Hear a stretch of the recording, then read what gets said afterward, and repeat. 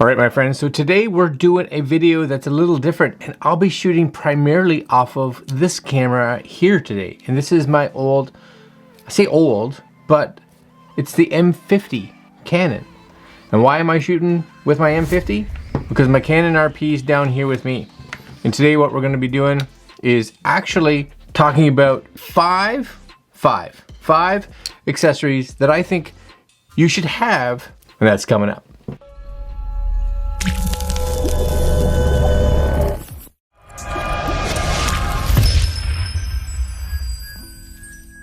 Alright guys, so the very first thing that you and I should have, and some of us may have gotten this when we bought our RP, and if you didn't, you should go out and get it.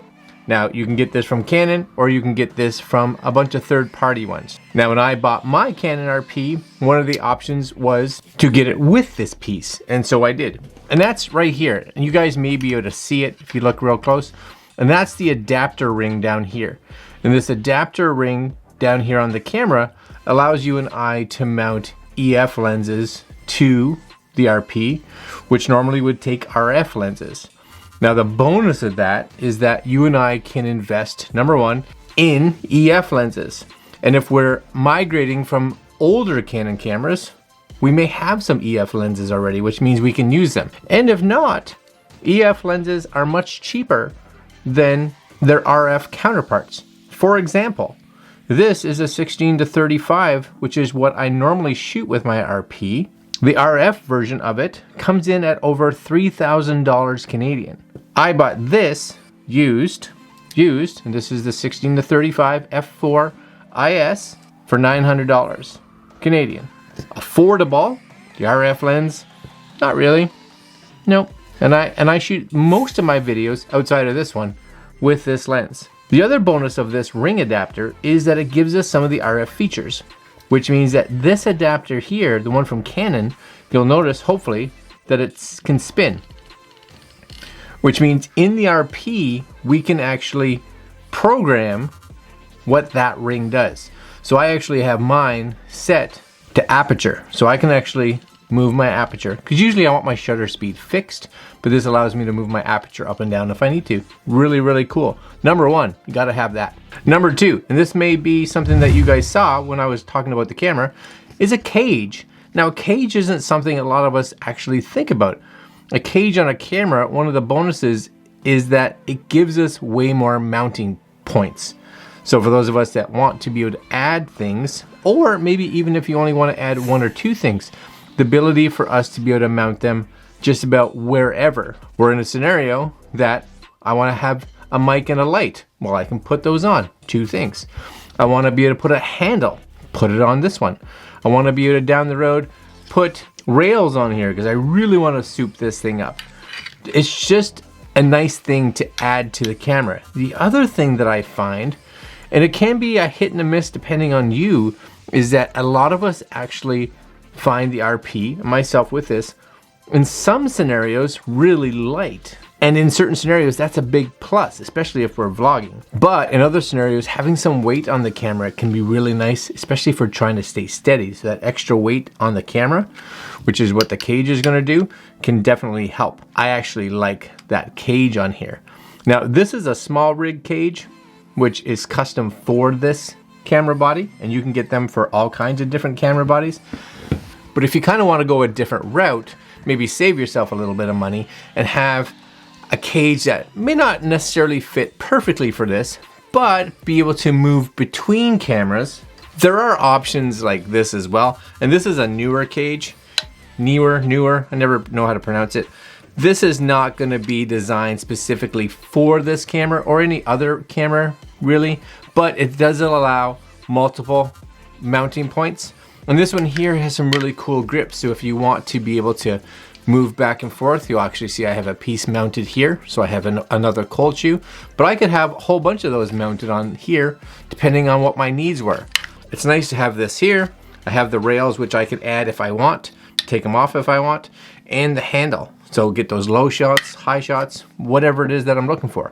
So another good option if you're especially on a budget. So that was number two. Number three, super important, and that's tripods. Depending on what your needs are, tripods are really all over the board. For those of us that are vlogging and want a table setup, there are a couple options, which I kind of have here. These are two cheap, budget-friendly options that you can get on like Amazon. This one, Canadian-wise, came in around $25. This one came in around $35. I do think I like this one a little bit more. This one's by a company called Lamb Cow, and this one's by a company that I don't even remember. But I'll put links down below if you guys are interested. Do they both work? Yeah. I just found this one was a little nicer. $10 nicer? Maybe. Now, if you want to go one step further and you have a little bit more of a budget, of course, you can always go to the actual Joby GorillaPod. Now, the Joby GorillaPod, which is this fella right here, is what we all kind of know of when we are talking about or thinking about those that do vlogging. One of the nice things, of course, is that it's got these really nice legs. But like any of these flexible, if you put enough weight on them, on a table especially, these will slide. And we've all seen a bunch of YouTube videos where cameras kind of fall over. They're probably sitting on a GorillaPod or one of these other ones. They're just not designed for a lot of weight, and these legs kind of give way. But the Joby does come with a nice head, so you'll see a nice head on here.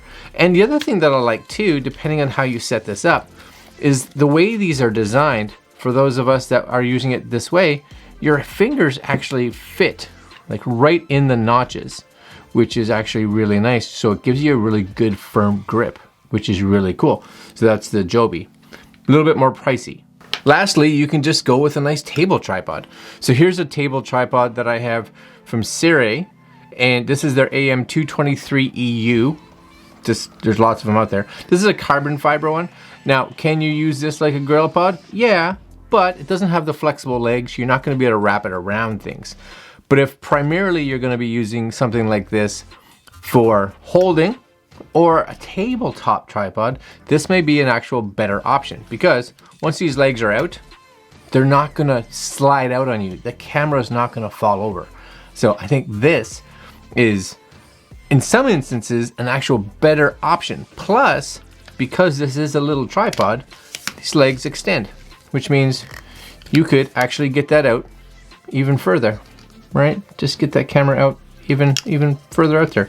And because the legs in that are carbon fiber, it's actually not that heavy.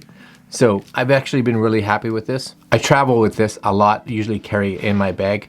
So the AM-223 EU, very, very nice little tripod. Really like that.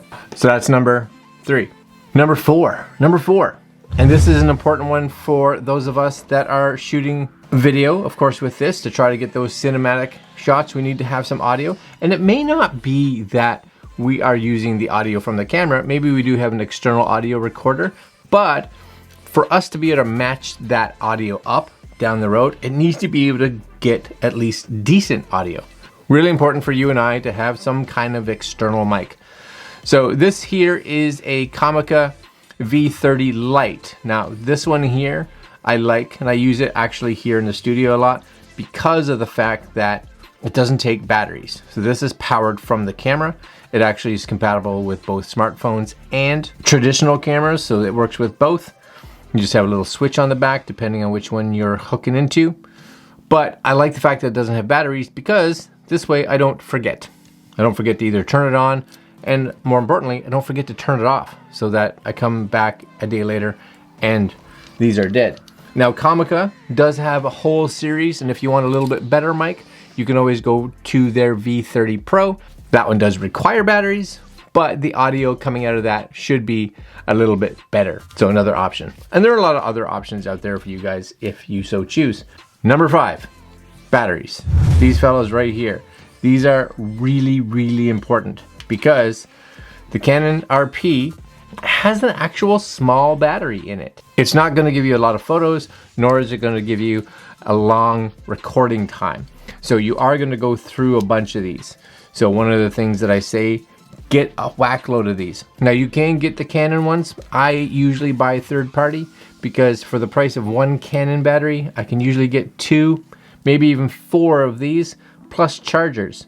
So I've had no issues with these at all, and I do find that I get about the same amount of shots as the Canon ones. Do I have any issues with third party? No, these are fantastic.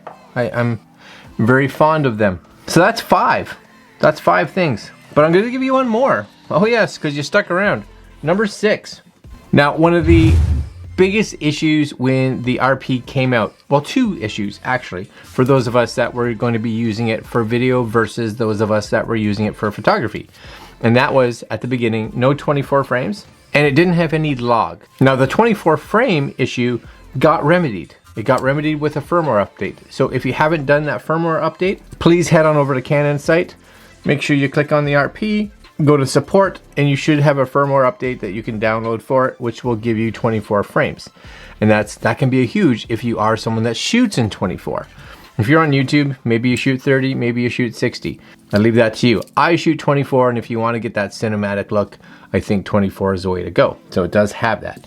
Now, if you're someone that wants to color grade, realize that shooting in log is really the way you and I need to go. Now, the Canon RP sadly does not have a log setting, so it doesn't give you that really nice flat color profile, and that can be a hindrance for a lot of people that really want to color grade.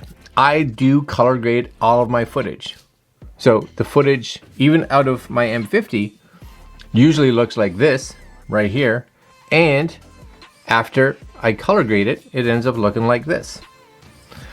Now, how do I get that original?